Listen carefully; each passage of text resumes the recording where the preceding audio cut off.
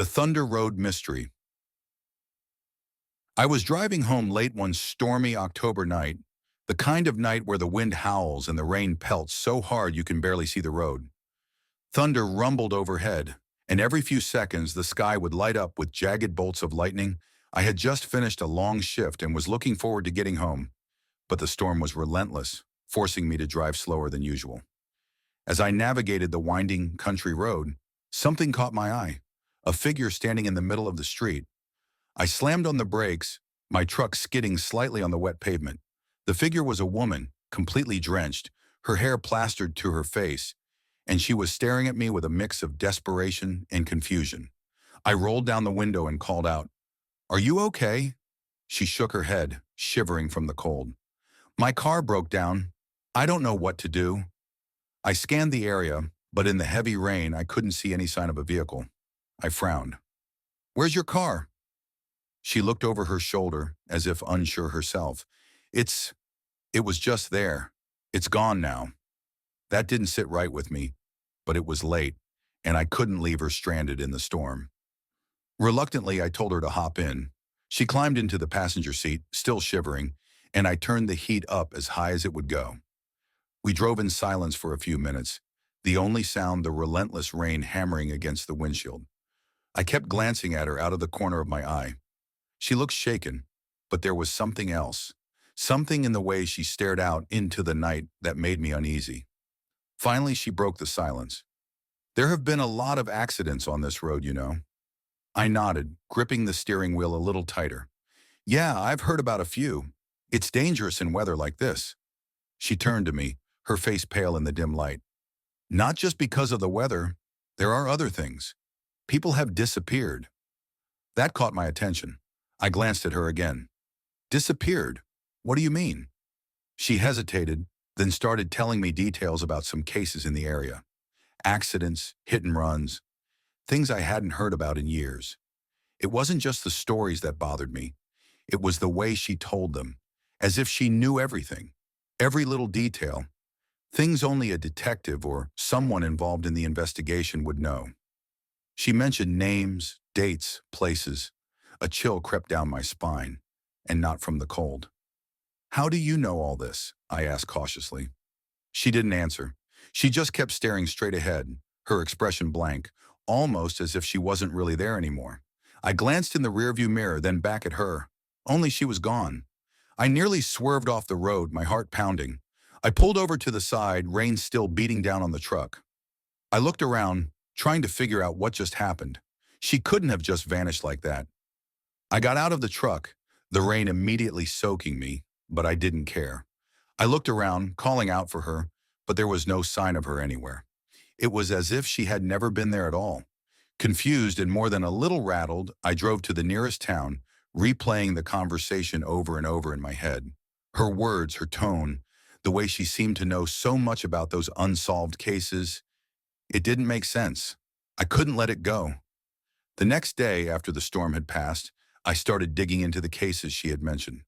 One in particular stood out, a hit and run on that very road years ago. The victim was a young woman. As I read through the report, my blood ran cold.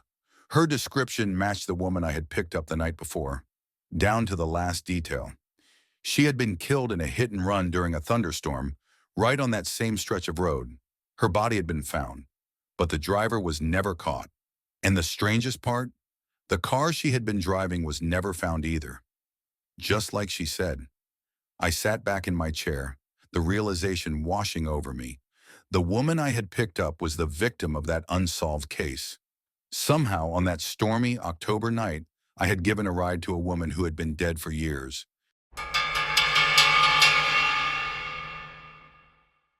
The static caller.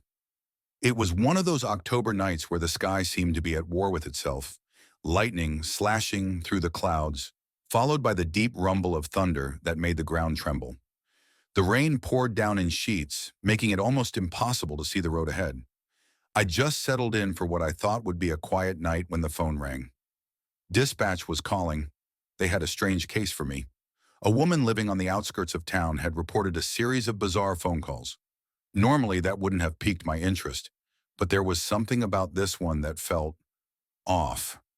The homeowner claimed the voice on the other end of the line wasn't just any voice. It was calling her by name, describing things that hadn't even happened yet. The static-filled line would crackle, then whisper details about future events. I didn't know what to make of it, but it was enough to get me out of my chair and into the storm. When I arrived at the house, it looked like it had been abandoned years ago. Peeling paint, broken shutters, the whole eerie vibe. The homeowner, an older woman with wide, fearful eyes, let me in. She kept glancing nervously at the old rotary phone on the side table. It looked like it hadn't been used in decades, yet according to her, that's where the calls were coming from. Has it rung tonight? I asked, trying to keep my voice steady. She nodded, wringing her hands together. Twice since you called. It told me you were on your way, that you'd park under the oak tree. Her voice wavered, and that you wouldn't find your way out. That sent a chill through me. The oak tree was right where I'd parked, hidden in the darkness. I hadn't mentioned it to anyone. As I stood there trying to make sense of it all, the phone rang. The sound was piercing in the stillness of the house. She stared at me, frozen in place. I hesitated, but then answered. The line crackled with static, and at first I thought it was just some prank. But then a voice, faint and distorted, started speaking. Paul? My heart skipped a beat. The voice knew my name. I see you. You're standing in the hallway. You'll look for me, but you won't find me. My grip tightened on the phone. Who is this? There was a pause, followed by a low, sinister laugh. You should know, you've been looking for me for years. I hung up, feeling a cold sweat trickle down my spine. I turned to the woman. Does this happen every time? She nodded, her face pale. It knows everything. It said you'd ask that. Determined to get to the bottom of this, I started searching the house, checking the phone lines, trying to figure out if someone had rigged this thing as some elaborate setup. But nothing seemed out of place. I walked through the dark hallways, my flashlight flickering with the storm's intensity. And then the phone rang again. This time, when I answered, the voice wasn't distant. It was loud, clear, like it was right next to me. Do you remember the cold case? The one you couldn't solve? I'm still waiting. I froze. My mind immediately flashed back to a case from years ago. A young woman had disappeared without a trace. We had leads, suspects, but nothing ever stuck. The case went cold, and it had haunted me ever since. Her voice, no, it couldn't be her. She was gone. But the voice on the line was unmistakable, and it knew things only she could have known. You let me slip away, Paul, the voice whispered, now closer, as if the person was standing right behind me. But you won't escape this time. I spun around, but there was no one there. Just the empty, shadowy house. The lightning outside lit up the windows, casting eerie shadows across the walls. My heart was pounding. The more I tried to shake it off, the more personal the calls became. Every time the phone rang, it would reveal something about my life, my past, my failures, things I hadn't told anyone. The storm outside intensified, mirroring the growing fear inside me. The voice on the phone kept taunting me, predicting my every move, detailing things about the case I hadn't thought about in years. It knew too much.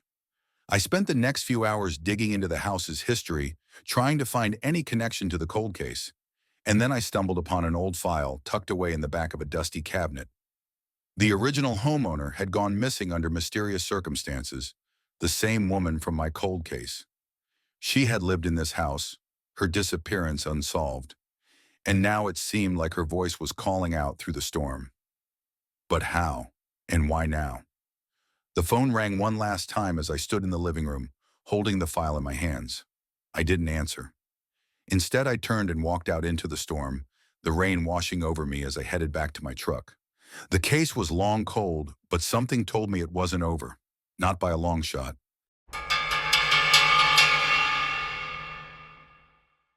The Storm Killer. It was late October, and the storm outside had been raging for hours. Thunder shook the precinct windows, and rain lashed against the glass like a relentless tide. The lights flickered, dimming for just a moment before coming back on. I was one of the few still working, stuck behind my desk with a pile of files on a string of unsolved murders that had been haunting the city for years. Each case was brutal, each victim found on the stormy nights like this one. I'd spent weeks trying to crack the pattern, piecing together bits of evidence that never quite fit. But tonight, something felt different. The weight of the storm, the tension in the air, it felt as if something was about to break. As I flipped through one of the files, the station's power cut out. The room was swallowed by darkness, and for a few seconds the only sound was the pounding rain outside. A low hum filled the room as the backup generator kicked in, but only a few lights sputtered to life, casting long shadows that stretched across the floor.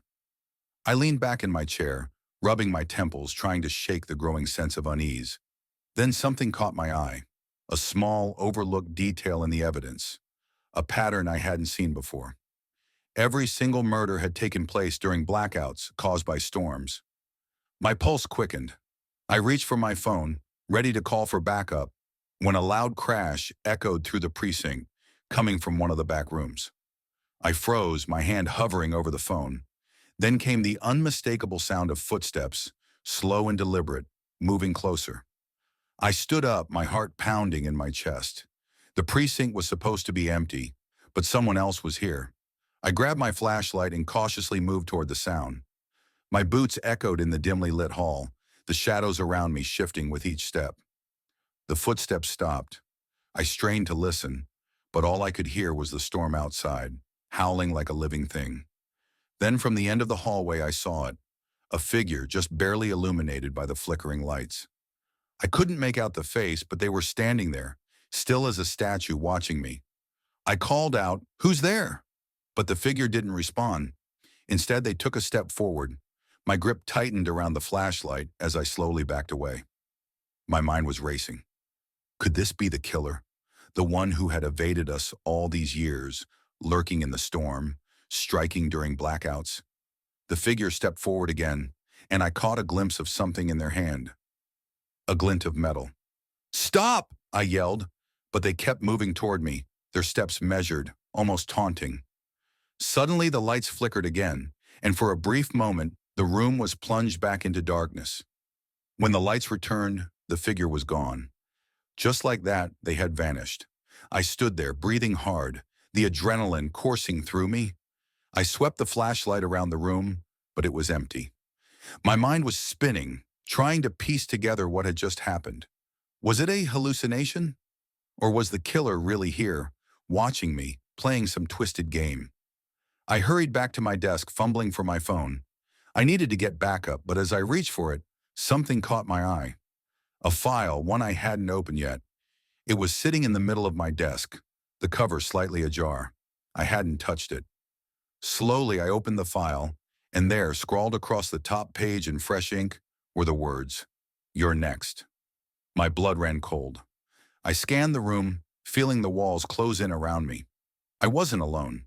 The killer had been in the precinct, watching, waiting, and somehow they knew I was on to them. I didn't waste another second.